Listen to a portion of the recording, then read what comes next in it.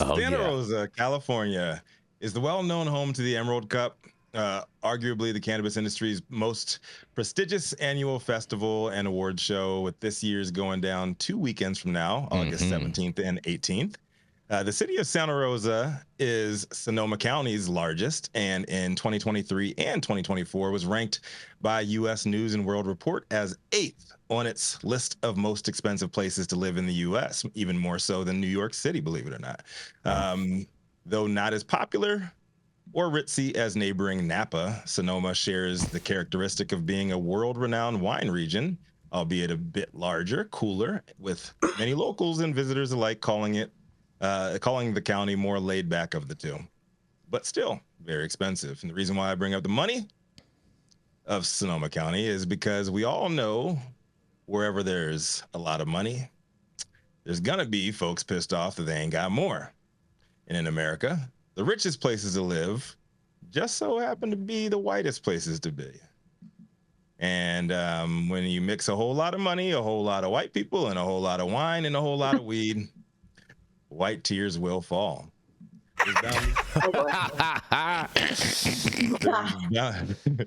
there's bound to be a few folks crying out about how they've unfairly been left out, especially when certain legislative opportunities designed to assist folks that are not looking like them get passed. And here's where the curious case of John Lowe comes into play. According to SF Gates Lester Black, John Lowe, a local pot shop owner in Sonoma County who received nearly $40,000 in social equity grant funding in May, had a bone to pick. Many bones. And much like others in California and now across the nation, Sonoma's Cannabis Social Equity Program aims to help people impacted by marijuana criminalization succeed in the cannabis industry. But what makes Lowe's case notable is not the fact that he's a white man that got that good government check. It's the fact that before receiving said grant, Lowe very publicly attacked the county's equity grant programs as quote unquote racist and threatened county officials during a fall meeting, saying that white people will stand up.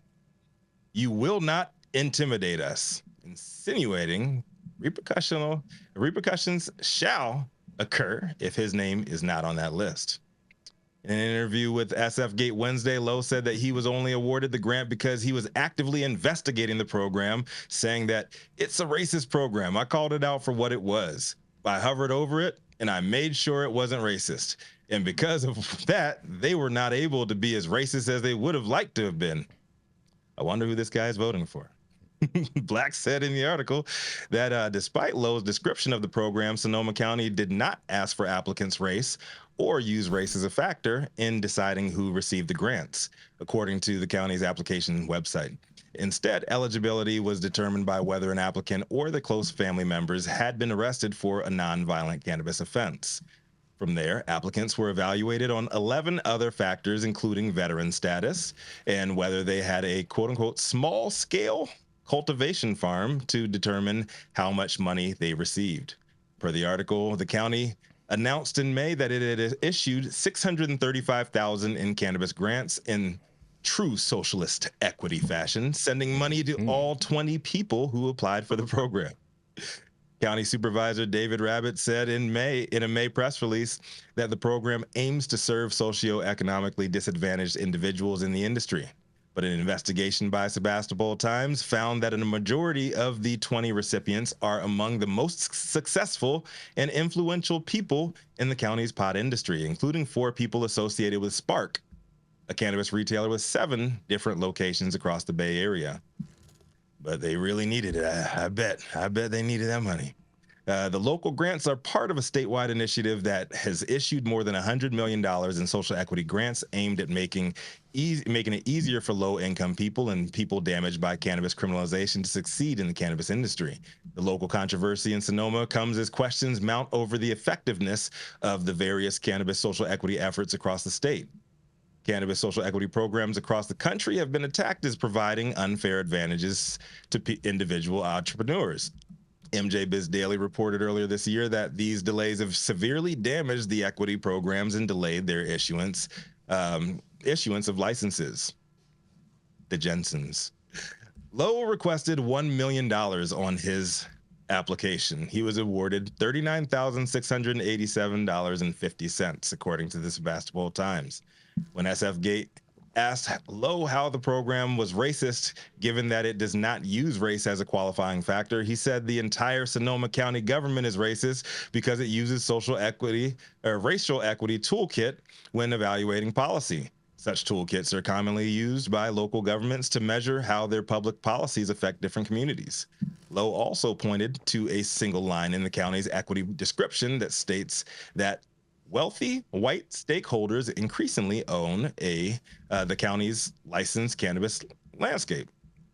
A 2021 county analysis estimated Sonoma's pot stores were owned by 75 to 78% white males. Lowe said the county was engaging in anti-white tropes by conducting and stating this analysis because facts and data are inherently racist. Right. Lowe said that ultimately his grant was a success for white people, who he claimed were the most disadvantaged group in recent history because of affirmative action programs. Good thing a black Supreme Court justice, one of the good ones, put an end to all that. Am I right? It was a win for me and for white people who feel like these programs were written to exclude them, Lowe said. Too much to unpack with this one on a Monday morning, I tell y'all. So I'll just say this. Justice is blind. The fact that those on either side of its administration often have 20/20 vision, that's the problem. As much as we want to view social equity as an awesome opportunity to help black and brown folks in neighborhoods of color reverse some of the wrongs disproportionately done to them for decades by the clear-eyed racist administrators of American justice, social equity cannot and will not exist without assholes like John Lowe or the Jensens coming for what they believe to be owed to them too. It's why I have said for years, and I will continue saying it until it happens, the only way people of color in America will ever get a chance to exclusively experience a bit of that good blind justice our melanated neighbors, our non-melanated neighbors seem to enjoy much more frequently is through reparations. It is what it is. And oh yeah, for those of y'all wondering what the name of this man's dispensary is, I left it out of the story on purpose. Y'all can look it up on your own time because I feel like giving this dude free advertising would be akin to him receiving his reparations before I get mine. Fuck that. Damn, I pulled it up. The dopest dad on the street for High 9 News. Please don't say that shit. Please. Absolutely, please don't fucking I'm not because you said no, but I was going to. I'm glad you addressed it. Comments. Comments. I mean, I think so the Sonoma County Equity Program, like their grant there's a lot of complaints about that grant program because everyone who applied for it got it. And there was some gatekeeping that supposedly happened, that people knew that it was going to come out, and that the less people that applied for it, there were like 20 slots or something, 16 people ended up signing up. So those 16 people were all guaranteed to get it. So the issue was like gatekeeping and things like that in Sonoma County. So I think, oh God, just hearing this guy speak and hearing the way that he talks about the equity program is cringe. And I can't believe that people like him feel like this and are so willing to stand up and scream everything but white power in the community center. So I'm done. That's all I can say without being impolite. Oh, we're fine with the impoliteness, just so you know. I can't believe people like this exist. And stories like this remind us every once in a while, even more so now than usual, that they do exist. And I think it's important that we know that these people exist, because I would much rather continue to give them freedom of speech so we can make choices of who we do business with. That's a fair point. I wanted to give out his email address so we could freely speak back to him, but I was going to hold that back at Rico's suggestion. Thank you. Well, I'll tell you what. Ben LeBone had a great, fantastic comment in the chat. He says, "How low can you go when you spark one?" Boy. Yes. That was. How many black people live in Sonoma County? Unfortunately, not a lot, Jenny. Like, one of the biggest bummers about living in Sonoma County is just the absence of more black and brown folks around. You know, there's a good Mexican-American community, but there's not a big Asian community. There's not a big black community. So it's something that we in I was spending about a week a month up there for work, and I think I added to the population every time I was in and out for that week.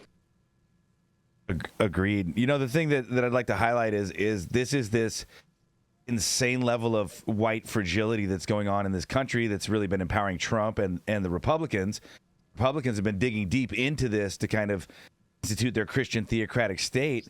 Just imagine if black and brown Americans would behave like this, like these white folks do. These white folks aren't being forced into the projects. They aren't having everything taken from them. They haven't had the black and brown folks of the area rise up like the Tulsa race riots and burn down everything that they own. And I would just like to say that I'd like to use this as a moment to highlight the character of our black and brown neighbors and fellow citizens and residents who a lot of times get the shaft but behave as real Americans and behave as good neighbors. And I just hate to see gentlemen like this in Sonoma County or representing Sonoma County in the media, because the vast majority of folks in Sonoma County are fair and open-minded human beings. And I would say, yeah, you're here to Rico. And one of the things I've been saying about, cannabis companies, and I think this would be a great way to start this in some way, shape, or form, is what if these cannabis companies, and use this as an example for other companies who are making money on land in California that was rightfully owned by indigenous people, that we have a clear record of that land being stolen at gun and bayonet point. What if these cannabis companies were to portion some part of their profits, not their operating expense, and no one's really that profitable yet. What if these cannabis companies were to apportion some portion of their profits, pay back the folks whose land that they are using to make themselves wealthy, at least in theory, right? Money for medical programs and educational programs to indigenous Americans, find ways to give back to the other communities of color that have been disadvantaged, and really whose backs we built this entire state and country on. I'd be interested to know what you guys think of. Yeah, man, there's a lot of different ways that you can, at least help out folks. And I would like to say this is not indicative of Sonoma County. Every time I've been up there, I got like some really, really good friends up there. I've always been treated like family, straight up. Mm-hmm. I hope I never come across this gentleman or folks like him up there. There's a reason why I don't live in Virginia, where I am from. Growing up with a lot of this shit out in the open all the time, I mean, it just beats on you. Not even, thank God, not literally for me, but metaphorically, it just beats on you. And it just like makes you depressed, makes you just feel bad about yourself, about everything around you all the damn time. And it causes you to do fucked up things too, whether it's to yourself or to your community. So I'm just glad that, like people are calling folks like this out. But I do think that it's trash, like straight up, that people in the community, knowing who this motherfucker is, are still supporting him. So the easy thing is, I've lived here for over 17 years now and never even heard this dude's name, except one other article where he was getting in trouble for firing semi-automatic weapons at his place in Sebastopol, which sounded like the least Sebastopolian thing I've ever heard of, bro. Sebastopol has a ban on assault weapons? Well, no, but most of the parcels in Sebastopol are like 1 to 3 acres. Got it. So if you're nonstop firing semi-automatic weapons, you're just being a dick to your neighbors. Yeah, you're probably kind of akin to just sitting out in your backyard, an air horn constantly. Like, who cares? How do you know it's not like deer season? Because I live here and you can't. You don't really use semi-automatic weapons to hunt deer. If you do, you're a big old dickhead. Oh, so true, Jenny. Yeah. You're just delivering deers. This is something. Very first year I moved to Mendo, I made the same mistake, and then really figured it out quick because I was pissing off my neighbors, and then realized, here, especially in September and October, when you hear the gunfire, like, oh, that dude's got weed and is scared shitless right now. It's kind of like this. It's kind of like the little fragile, weak bitch alarm. You're like, oh, you've got weed. You're scared. You've never done this before. So you just shoot your guns off because you're frightened. And Elise, the Hashanista, says in the chat, she says, at least Sonoma pretended to try. Marin wouldn't even allow licenses, let alone an equity program. So what do you have to say? Because it's all these old hippies that preach so much inclusion and equality and equity in the 60s. They all moved to Marin and got rich through the various ancillary businesses related to performance and live music, and then just became the biggest NIMBYs and kind of locked everybody out. Marin hippies are the reason why the BART system still doesn't go to Marin. Yeah. Even though we have a smart train going from Sonoma down to Marin, there's no way to get from Sonoma or Oakland or the South Bay to Marin and vice versa because of that blockade of the train system. Is that why? It's like that in Beverly Hills, right? Is that why? Because Basically, is that why the Golden Gate Bridge is more expensive than all the other bridges too?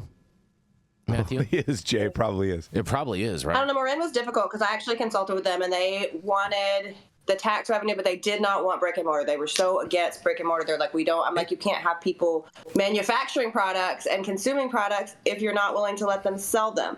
That doesn't make any sense. Like, so it just, they were very short-sighted. I will agree, but I don't think that Sonoma County has done. I don't know. Sonoma's allowed some things. I've dealt with some of the regulators there, which are very difficult as well. It's crazy. Because in the early days of 215, there was a dispensary in Fairfax back in the day, and that was like in the early days. Shout out to Lynette Shaw and her work out there. And we also want to give a big acknowledgement to the C word with a big old super chat that says Sonoma County represent. Yes, thank you, the C word. That part. Oh man, we're way over time. Anyone else have any closing statements on this one? Fuck racism.